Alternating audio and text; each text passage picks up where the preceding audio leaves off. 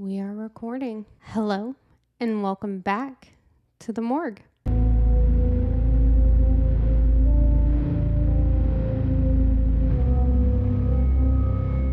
Honestly, I don't really know how to get back into all of this besides just saying I'm back by myself.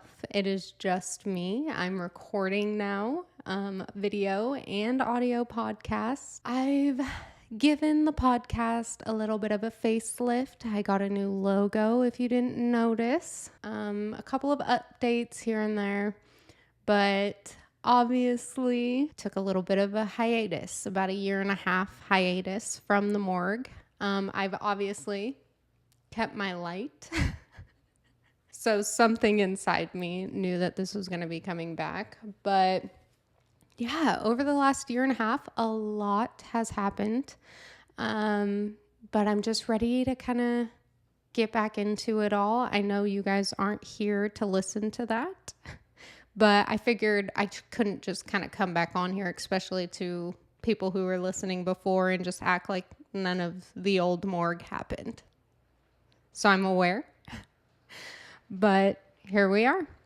Also, it's raining. I don't think my mic will pick it up, but if you hear anything, it's the rain. Anyways, if you're new here, hi, I'm Morgan. I am the host of The Morg. Yes, it is a play off of my name.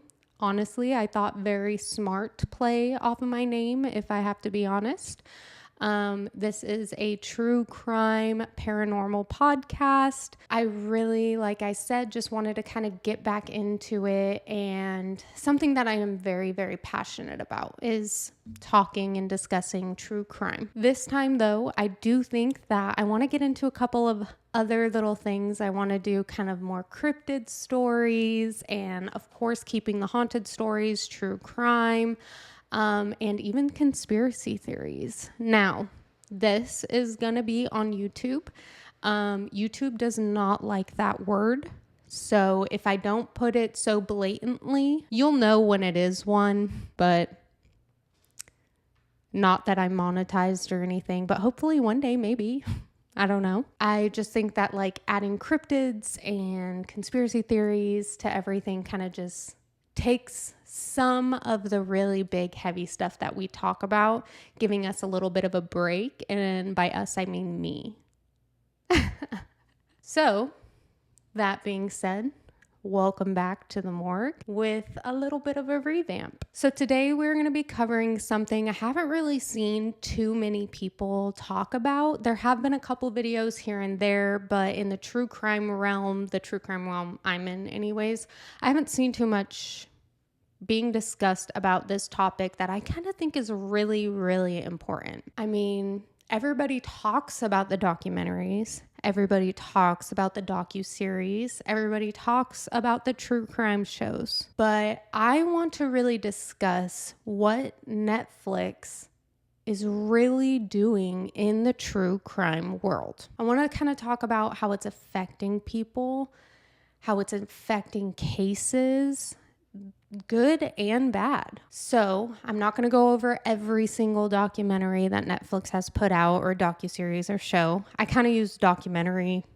as a coverall word in this, just so you know. But I'm going to be going over some pretty huge cases, some of the big ones, kind of where it all started for Netflix. And we're going to be going over it pretty quickly. So I'm not going to be deep diving into any of these cases. I'm going to give you a little synopsis of a few of them here and there, but we don't have the time on this, and that's not really what this episode is going to be about. So try and stay with me if you can. Disclaimer: all opinions in this video are mine and mine alone. I have scoured the internet for information, and I do my best to find accurate information, but cannot be held liable. Also, of course, if you are new here, I don't put too many trigger warnings on my things unless it is going to be a little bit more graphic. I will let you know, or if a case involves children, and I'm going to be going into depth about that, or animals. I will give you a trigger warning, usually somewhere in the story, not so much at the beginning. So I just want to make that very clear.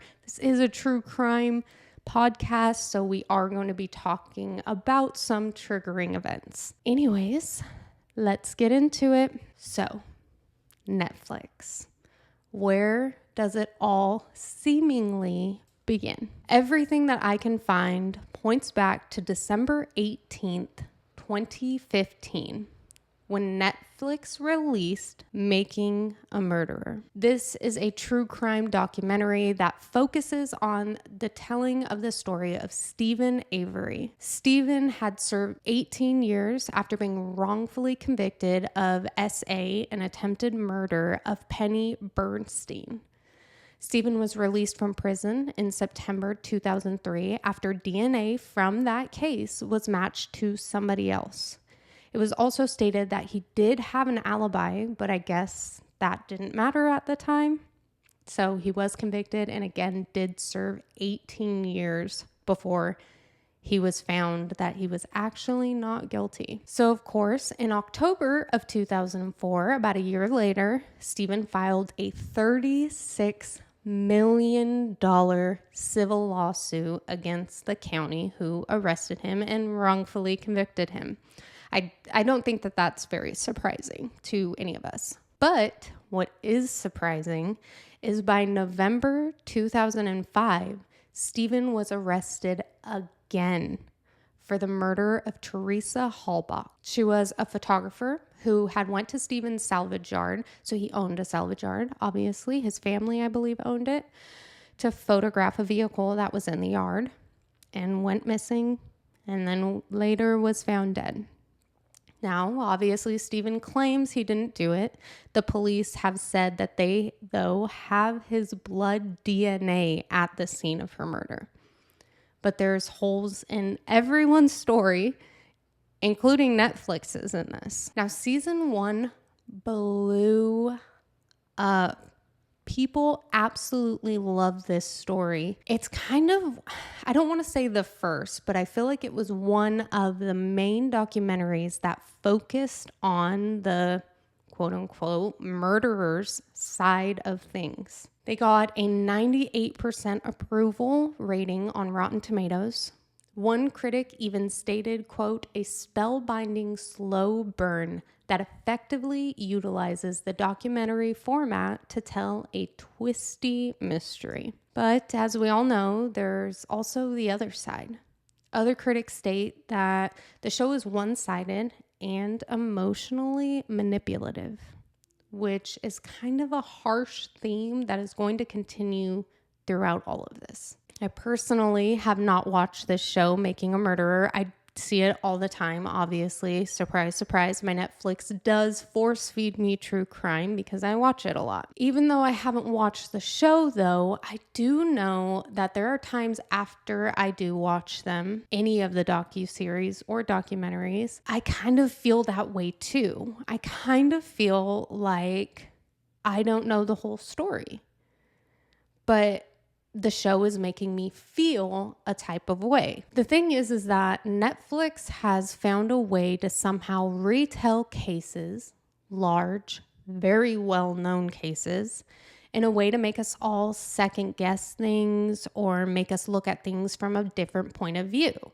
And I will say that there's nothing wrong with that. It is okay to change your opinions on things. It's okay to change your mind. But it also needs to be reminded that we don't know everything, especially in a case like that where we're getting Stephen's side of the story. And it's also remembering that real people are involved in this. Like, these are real people have died, real people have been murdered, real people's family members are now watching these. So that's kind of where the inside feels wrong. Your brain starts to think one way because you're watching a 4-hour show basically on one point of view.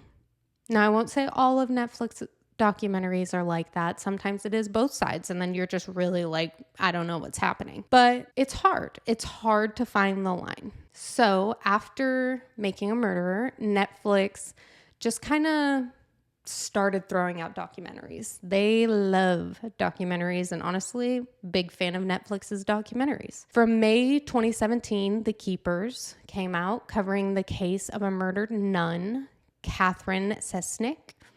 The Staircase in June 2018, which covered the suspicious death of Kathleen Peterson and the trial of her husband, Michael Peterson. I watched that. Again, you're seeing it from the sides of the alleged murderer. January 2019, Abducted in Plain Sight, the story of the Broberg, sorry if I'm saying that wrong, family and how their daughter was kidnapped from a friend/neighbor. And let me tell you, that one is so messed up. I can't even begin to get into it. You need to watch it. It is so mind-boggling and so terrifying that something like this could happen. It's everybody's worst fear, if I'm being honest, but watch that. If you want me to cover it, I will. It's a rough watch. And then we led into, I wouldn't say a couple lighter things, but a couple other documentaries. The Don't Fuck with Cats came out, and Tiger King. We all have been into the cases that Netflix covers. And oh my God, do they have some power behind them. I think we can all remember when Tiger King blew up. I believe it was all in 2020, when we were staying at home. Tiger King got so big that the president at the time started to talk about it. People were begging the president to pardon Joe Exotic. Like, that's what we were worried about at that time, was to get Joe Exotic out of prison for literally trying to get someone murdered. The power behind Netflix is its own thing to discuss, obviously, but in the true crime world, there has been a huge shift. I mean, huge shift. One documentary goes out. Y'all, documentaries have been around for so long, and people never wanted to watch them. I mean, I feel like it kind of started to pick up with like the first 48 and stories like that, but it's really crazy to think about. This shift with Netflix in the true crime world is a shift that I think is always going to have its mark in history when it comes to cases. So now we're going to get into a case that Netflix covered that I did watch, the documentary, and I remember thinking, damn, this one's going to start some things. Murdaugh Murders, a Southern Scandal. If you haven't watched it, again, I do recommend. The Murdaugh family was a very prominent family in South Carolina, and this case goes over the murders and legal troubles, all connecting back to the Murdaugh family. Primarily the dad, Alex Murdaugh. Alex called 911 at 10:06 p.m., claiming one night that he had found the body of his wife, Maggie, who was 52 years old, and son, Paul, who was 22. They had both been shot multiple times and with different guns. The story goes into the fact that Alex himself had actually called his wife, Maggie, to meet him at the family hunting lodge that same day, stating he wanted them to travel together to see his terminally ill father. Maggie arrived at the lodge and found her son, Paul, dead by the dog kennels. Police believed that Alex had actually killed them both at that time. But Paul was also under investigation. Paul had recently been indicted for the murder of Mallory Beach. So we're going to kind of get into one of the first, well, not the first murder that they were kind of linked to or connected to, but one of the murders. Mallory Beach was a passenger on a powerboat that Paul was allegedly driving and crashed into a bridge while drunk. Mallory was kind of lost in the water for a while, but they did end up finding her body and she was deceased. Now, since the Netflix documentary, Alex has been convicted of the murder of his wife and son. The documentary also looked at some of the other deaths, including Mallory Beach's. The murder of Stephen Smith. Stephen Smith was found murdered by blunt force trauma approximately 15 miles from the Murdaugh house. At first, it was kind of ruled a hit and run, so they do believe that he was hit by a car. but they had no suspects. Stephen Smith was a high school classmate of Alex's oldest son, Buster. So that kind of started the tie-in with the family. Now, they call them witnesses, but I wouldn't really call it witnesses because they didn't witness the crime, but some people were interviewed. During the initial investigation, a lot of them did implicate Buster as being romantically involved with Stephen. Stephen himself was openly gay, but as I'm sure you can imagine, a prominent family in the South, Buster was not. And I am not going to speculate on his sexuality by any means, but it kind of did just place another little tie between Buster and Stephen at the time. And then many news sources and articles in the area do believe the case was closed as a result of a cover-up by the Murdaughs. As of March 2023, law enforcement actually has reopened the case after the Netflix documentary came out, leading to Buster releasing a statement himself stating that he was not involved and he was with his mother and brother the night of Stephen's death. Guys, as I've just covered, his mom and brother are not able to corroborate that, unfortunately. I couldn't really find if they had spoken to police prior to their deaths in regards to Stephen's death. I don't know if this was a alibi that they're claiming that he decided to come up with after the deaths. I'm not sure. But that is what he's claiming. He is claiming that he was with his mom and brother the night of Stephen's death, and he was not involved in any way. And then there was one more death that the Murdaughs have been somewhat linked to, and that is the mysterious, quote-unquote, accidental death of Gloria Satterfield, a longtime housekeeper. She suffered a very severe head injury while she was at the home. Allegedly, she was tripped by one of the family's dogs and fell down the steps outside of the home. Another possible cover-up believed by many because the incident was reported as a trip and fall. No coroner was notified and no autopsy was performed. So Gloria was actually taken to the hospital and died, I believe, 3 days later due to a stroke. But she had never fully regained consciousness. So the stroke was in relation to the fall. The fact that there was no autopsy done is obviously suspicious. That no coroner was notified is also very suspicious. And then the death certificate also stated that the cause of death was natural causes. Falling downstairs and busting your head open, no matter what, is just not a natural cause. That is not something that you would consider death by natural causes. Maybe an accidental death, something of that nature, not homicide relation, but natural causes is just not true. Stating that, these are just the murders that I've covered, linked to the family, or deaths, I should say, linked to the family.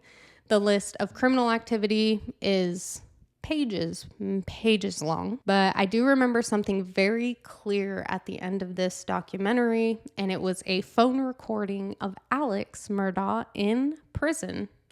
I believe he was on the phone with his son Buster and said, "Is Netflix doing a documentary on this?"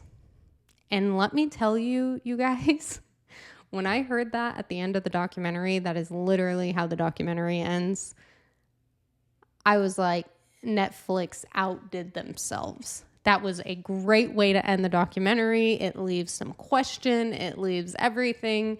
The fact that he knew that Netflix was about to do this or was supposedly doing a documentary on the case is just crazy to me. It was a great way to end the documentary, and let me just say they know what the hell they're doing. That's for sure. Of course, again, Buster has since filed a defamation lawsuit against Netflix because the show does strongly accuse Buster of murdering Stephen Smith. Critics and viewers also pointed out that in some backlash that Netflix left so many unanswered questions, leading the public to speculate. And we all know how horrible and harsh the internet can be and people can be just in general. Even if you are not tried in the court of law, you can be found guilty by your peers, especially nowadays. And that's exactly why I think Buster is doing what he's doing. I mean, when a huge platform like Netflix is basically telling everybody that you murdered someone and getting away with it, I don't think people are going to want to talk to you anymore, but that could just be me. After that documentary, there's no way anyone would have a normal life in that family. And I'm not saying they should if they're all murderers, but what if they aren't? We can't be judge, jury, and executioner. It just doesn't work like that. That's why we have a legal system, albeit broken, but it's a hard line to be crossing. Now, to continue on, I'm going to be finishing this out talking about two shows that still to this day I'm just so unsure about, and that's Dahmer and the Menendez brothers. Monsters, I believe, is what the show name is called. These shows were just that, drama TV series that were based on real events. I don't think you need a breakdown on who Jeffrey Dahmer is, but he is an infamous serial killer that in the later 70s and early 90s killed 17 young men. He is played by the very well-loved Evan Peters, and he did an amazing job. He is an amazing actor, but the victims of the families were distraught by this coming out. Many relatives after talked about how they were never asked if they wanted to be portrayed in this series or if they wanted their loved ones to be talked about in this series, and how dramatized it all was. It just re-traumatized them. And I think that that is a very, very fair on the family's part. Where is the line between trauma and entertainment is one of the main questions I feel we have to start to ask ourselves. And let me say this. I know people can say that about what I do or what I am getting back into, which is talking about true crime cases online. And I know eventually one day I could have a family member reach out to me because I covered their case of their loved one. I will always try and do this in a way that is ethical and moral. And I think that that was a very big reason on why I paused the Morg a year and a half ago. There was part of me that felt like I was losing that, and I'm not about to do that. I want this to be something where we remember victims, we talk about it, we help families, hopefully one day, and help others know that they're not alone. You know, we don't only talk about murder and things like that, but just to know that like victims are victims and trauma is trauma. And I think that's very important to talk about. Now, let me get off my soapbox. So in the same realm, let's talk about the Menendez brothers, Lyle and Eric Menendez. Same thing. It's a story. It is a dramatized retelling, partially, I guess. The Menendez brothers had been tried and convicted of 2 counts of first-degree murder for killing their parents in 1989. Since the show released, Eric himself has even come out with a statement condemning this series. He stated it was rooted in horrible and blatant lies. The series really focused on part truth, I guess, if you can say that.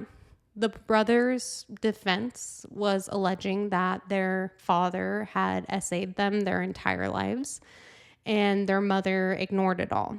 And it showed that the reaction was a response to trauma. So basically, the show really focused in the beginning on the fact that if you can be traumatized to the point of doing something of this nature. Kind of goes back to the age-old question, nature versus nurture. Are people born this way or are they raised to be this way. And even if that side is true, then why all the extra drama and lies in this case? Netflix really took on its own side story, I guess you can call it, that the brothers are claiming is not true. They kind of took on its own liberty to allege that the brothers had some sort of a romantic sexual relationship together. If everything they stated and started the show on was true, and I mean,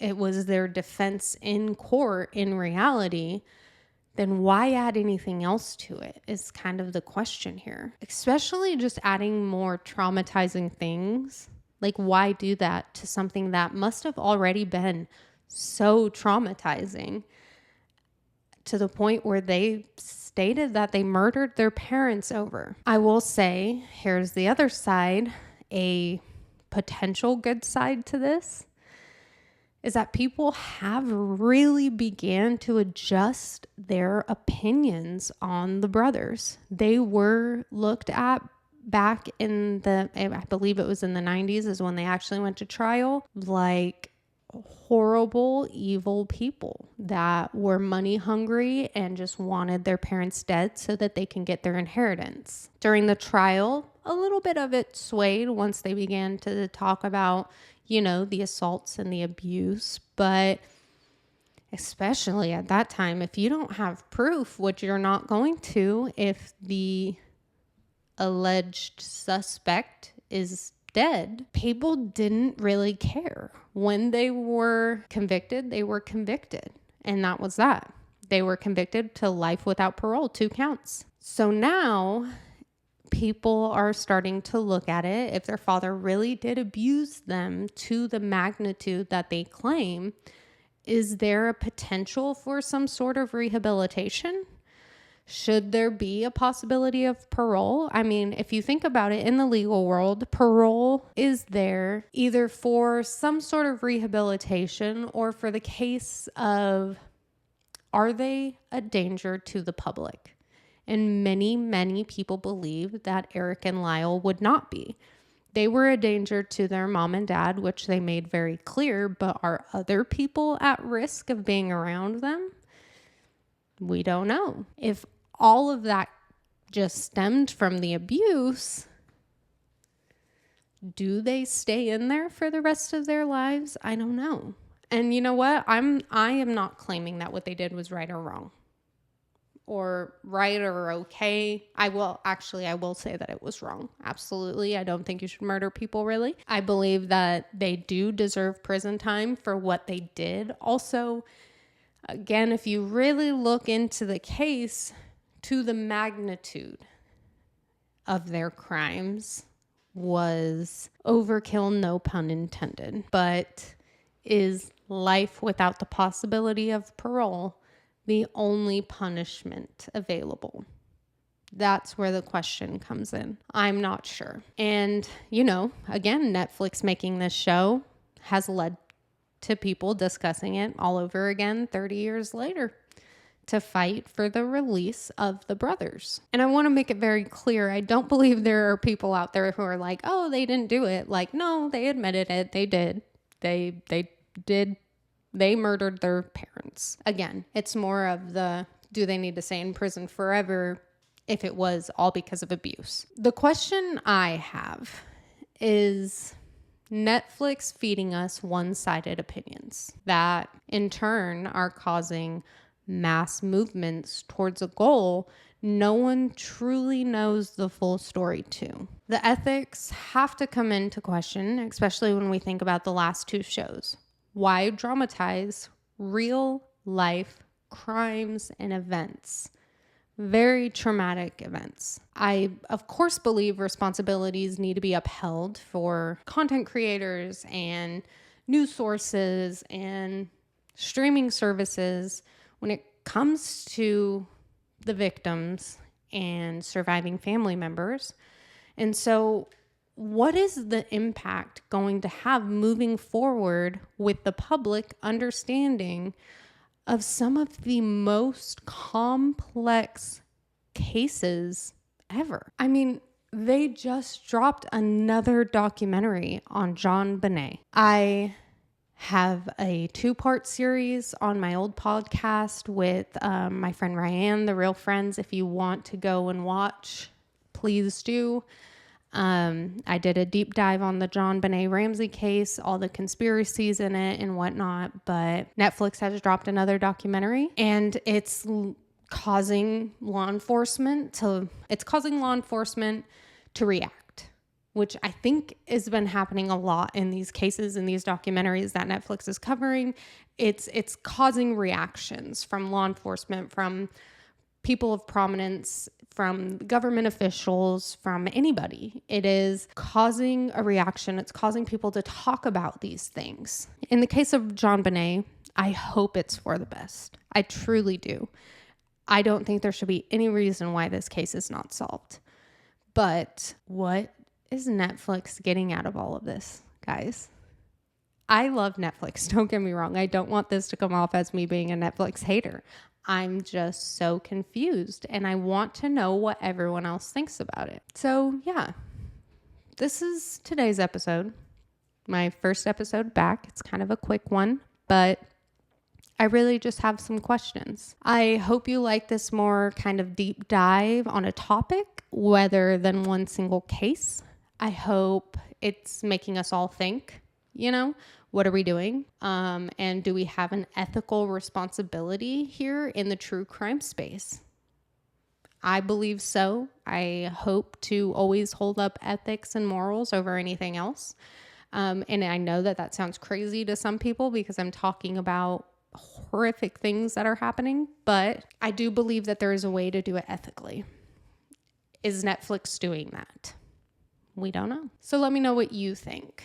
I want this to be more of a discussion. I want to read everything. I just really, really want to know what y'all think. Also, let me know what else you want to hear about. Cases, topics, ghost stories, you name it, send them my way. Send me an email. If I pick your case, I'll give you a little shout out so you guys all know where they're coming from. And of course, don't forget to like, comment, subscribe, do whatever it is you're supposed to do wherever you are listening. And thank you for coming back to the Morg. Bye.